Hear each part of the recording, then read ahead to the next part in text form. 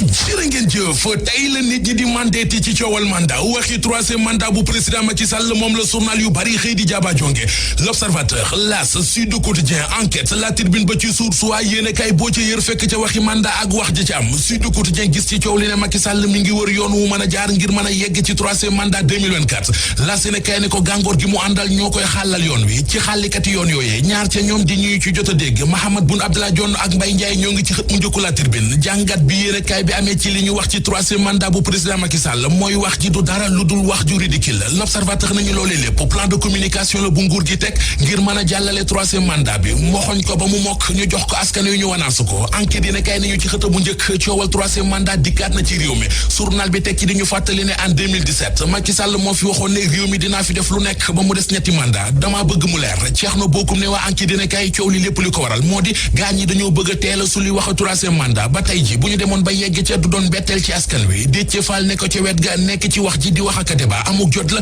ndax wax ji amul bopp amul genn wax joojee di waxi troisième mandat enquête dina kay nañu ñu ko fi bëgg a indi bala ñu ciy sori nañu xool bu baax a baax li mu fi juraloon Abdoulaye Wade ba mu ko fiy jéem Source A nañu wax ji ñaar la làq doom dóor doom loolee ci boppam moo neex Macky Sall ndax Moustapha Diakhaté ak Sori Kaba bi ñu fi waxee jëmee ci troisième mandat bu Macky Sall bi ñëpp gis nañu la leen ca fekk tey ji Mbaye Ndiaye ak Mahammed Boun Abdallah Dionne wax nañu ci te dara fekku leen ci te moom Macky Sall moo ne woon gaayam yi bëggatuma dégg kenn ci yéen muy wax jëmee ci troisième mandat bi journal bi lañu neexul ba neexul waaye Macky Sall li mu bëgg kenn xamu ko yaa xam Mbaye xam na li mu bëgg ubbi Libération fa la xëy di dal ci kaw gaay yi Macky Sall yi nekk ci APR bu nuppi te teewuñu seenu làmmiñ boole ci ki dëkkee tegi jéego yu perturbé parti bi yaa xam ne wax ji bari na lool te nit ki am na foo xam ne boo fa xasee ba yegg ci responsabilité da ngay xam ba ca boole kook téye saw làmmiñ mu ne li ñenn ñi di def Macky Sall yellawu ko te ñiy tëb di dal lu nekk ñu dugg ca lu nekk ñu wax ko bés bu Macky Sall taxawoon tey ci rëq seen digg ñi leen ko sant duñ ci mën dara kon nag di nangu ñu lay xam ba ka ruux baa ñu lay dugal ci yenn yi dañu koo war a bañ collectif ñoo lànk ñoo bañ Le Quotidien ne nañu dañuy delluwaat ci mbedd yi tey ji ci ngoon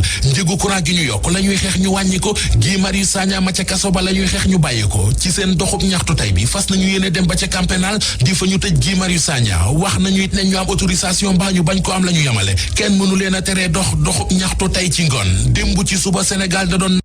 natt boppam ngir xam tey bu ay terroriste dugg ci réew mi nu ñu koy lijjantee Soleil national nañu dañu doon entraînement di tester seen bopp ak seeni matuwaay waaye test ba jàll na Source A nañu simulation attaque terroriste lañ doon def waaye ci jëyee ci la mujj ca Centenaire Vox Populi nañu la fa xew moo di waa GIGN seen benn wata bu jóge woon ci simulation d'attaque terroriste ga moo defub accident ci boulevard Général de Gaulle ba juróom-ñaari nit jële ci ay gaañu-gaañu la Sénégal nañu watab gendarmerie ba moo saaraan ba mbëkk fa ñetti taxi gaañ fa ñeenti nit ki doon foo gaynde ga ca parc an ba gaynde ga sexoon loxo ba waa ji mi ngi ci l'Observateur Abdoulaye Wade la tudd nee na xëy na keroog seytaane moo dikk diggam ak gaynde gi waaye moom Abdoulaye Wade yàgg naa fo ak i gaynde ca pax kaan Vox Populi nañu moo taxit bu moytuwul moom Abdoulaye Wade gaynde ga dina ko dàqalu ndax li gaynde gi màttoonub loxom tax na bu moytuwul dinañu ko raje maanaam dàqe ko ca pax kaan ga mu doon liggéeyee Touba Darou Salam